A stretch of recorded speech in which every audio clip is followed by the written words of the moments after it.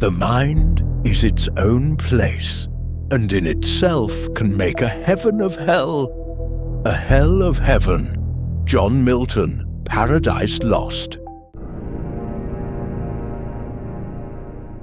You weren't born evil, but you were born wired for destruction. 7 cracks in the armor, 7 instincts in your blood. They don't need to be learned. They were waiting for you.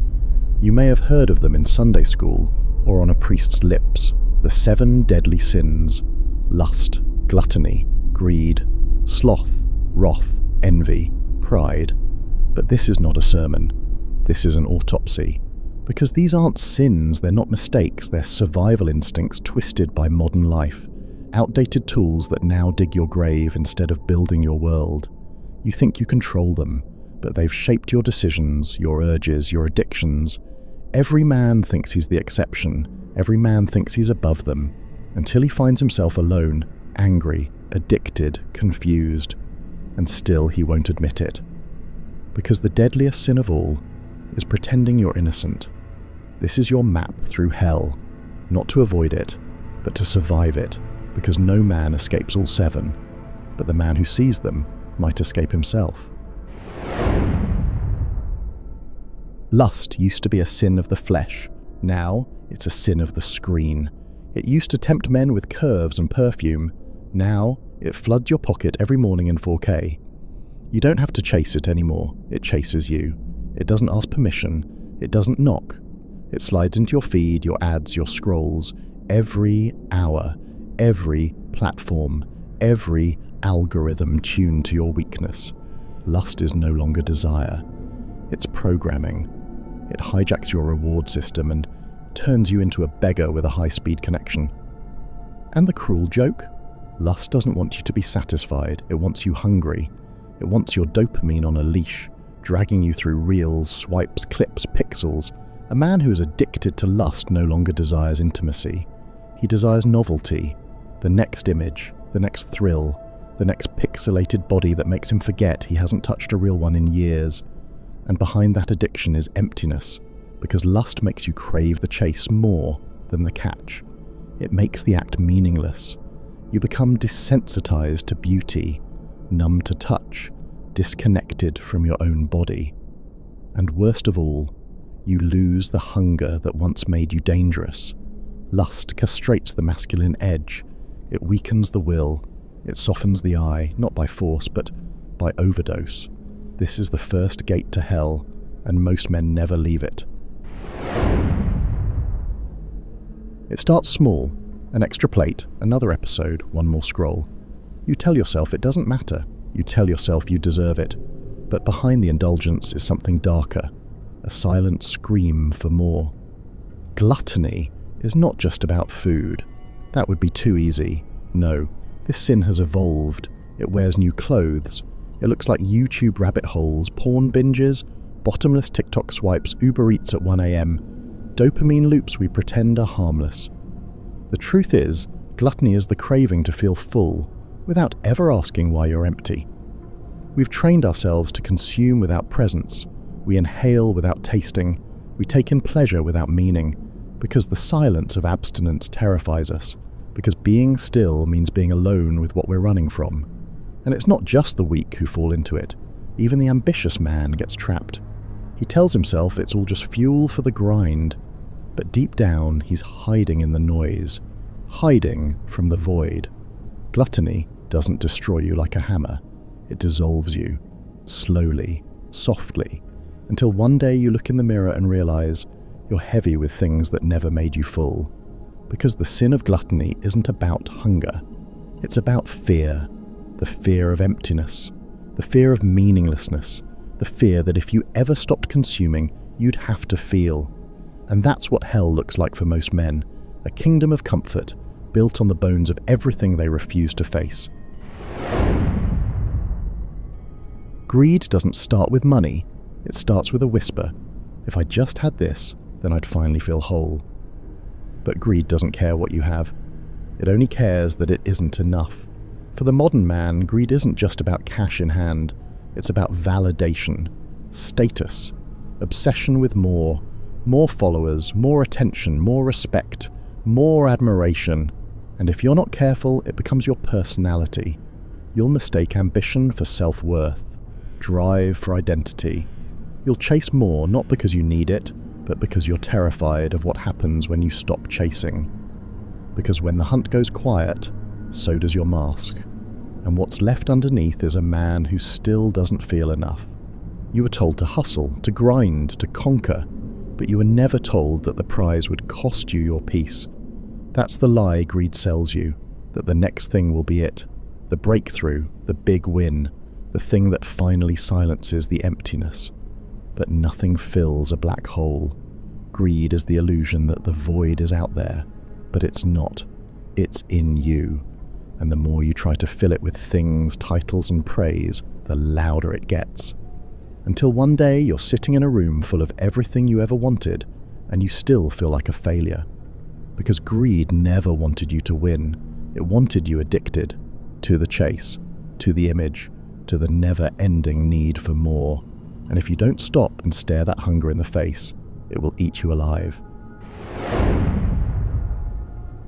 You think sloth is laziness, a man lying in bed, doing nothing. But that's a cartoon. Sloth in real life. It's more dangerous than that. It's the man who wakes up tired after 9 hours of sleep. It's the man who reads motivation quotes every morning and still never moves. It's the man who watches productivity videos for hours instead of getting to work. Sloth isn't rest, it's decay disguised as comfort. And it's spreading, because modern sloth doesn't look like sleep. It looks like endless scrolling, like checking the fridge again even when you're not hungry, like binging 12 hours of someone else's life while quietly avoiding your own. Sloth is dopamine burnout. It's paralysis masked as peace. And the worst part, it whispers lies that sound gentle. You deserve a break. Just 5 more minutes. You'll start tomorrow. But tomorrow is how sloth kills you. Not in one clean death, slowly. In fragments. One missed workout, one skipped call, one deleted dream. A man in sloth doesn't fall apart violently. He fades, and no one notices. Not even him, until it's too late. Wrath is not rage. Rage explodes. Wrath simmers, quiet, controlled, masked. It's the silent fire burning behind your forced smile, the clenched jaw during an apology you never meant, the tightness in your chest when you say, "It's fine," but your soul is ready to break glass.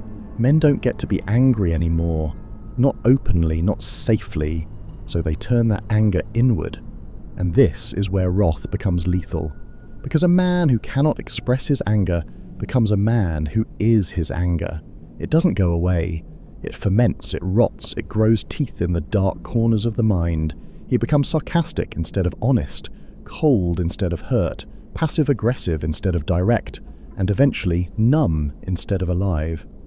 This is the cost of unprocessed wrath. We've been taught to treat anger like a disease, but it's not. It's a signal, a pulse, a boundary being crossed, a fire meant to defend you, not destroy you. But when ignored, it does exactly that. It destroys you. From the inside, you drink to forget it, work to outrun it, blame others to relieve it. But it never leaves. It waits.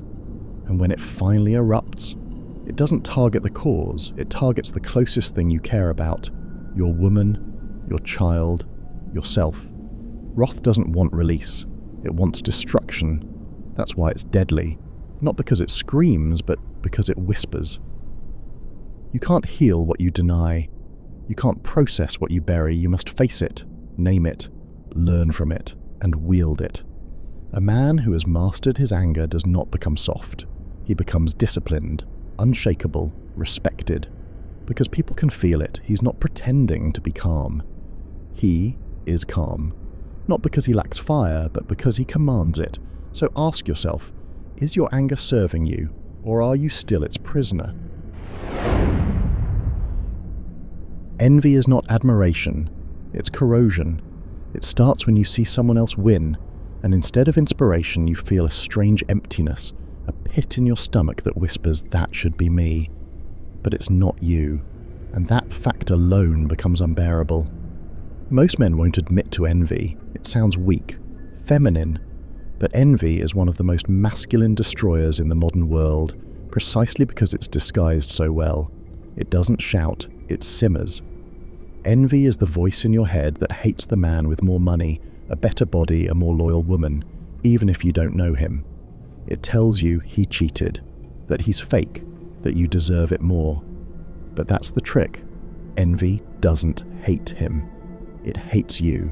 Because every time you see someone living a life you wish you had, envy reminds you of your inaction, of your failures, of all the things you said you'd do, but never did. In the age of algorithms, envy is no longer a flicker. It's a daily injection, scroll after scroll of men flexing success and women selling perfection. And behind every image is a message: you're not enough. So what do men do? They cope, they mock, they blame. But deep down, it's not about them. It's about the self-image being shattered in real time, because envy is a mirror. But the reflection doesn't lie. It shows you everything you've abandoned in yourself. Some envy turns outward, subtle sabotage, passive aggression, fake support. Some turns inward, quiet self-doubt, jealousy masked as judgment, or worse, apathy. The truth is, you can't outcompete your way out of envy. You can only outgrow it. You can either let it rot your soul silently, or let it show you where you've given up on becoming who you were meant to be. A man owned by envy is always looking sideways. A man who faces envy is finally looking inward. Pride is the most seductive sin because it never feels like a sin. It feels like strength, like certainty, like righteousness. But it's not. It's a mask, a castle built on sand. Pride is the voice in your head that whispers, "You're always right. They're the problem, not you." And that voice doesn't shout, it flatters. It makes you feel invincible until the walls cave in. You see, lust might distract you. Envy might drain you. But pride will blind you to your own flaws, your own weakness, your own sins. It will convince you that apologies are for the weak, that vulnerability is shameful, that to admit fault is to lose respect. But here's the truth. A man who cannot bow to truth will kneel to lies his entire life. Pride is what keeps broken men pretending they are whole. It keeps weak men acting tough. It keeps failing men blaming others. It is the enemy of growth, because pride tells you you don't need to change. That's why it's the deadliest, because while all the other sins hollow you out, pride seals the coffin shut. You can survive lust, you can crawl through envy, you can even battle wrath. But pride will convince you there's nothing wrong, and that is what makes it fatal. And here's the worst part. The more intelligent, the more talented, the more powerful a man becomes, the more vulnerable he is to pride, because the better you are, the harder it is to hear correction. The louder success gets, the quieter truth becomes. Pride is not confidence, it's isolation dressed as confidence. And every man who fell from greatness fell first to this, the belief that he was above correction, that his mind could not be questioned, that he was the exception. There are no exceptions.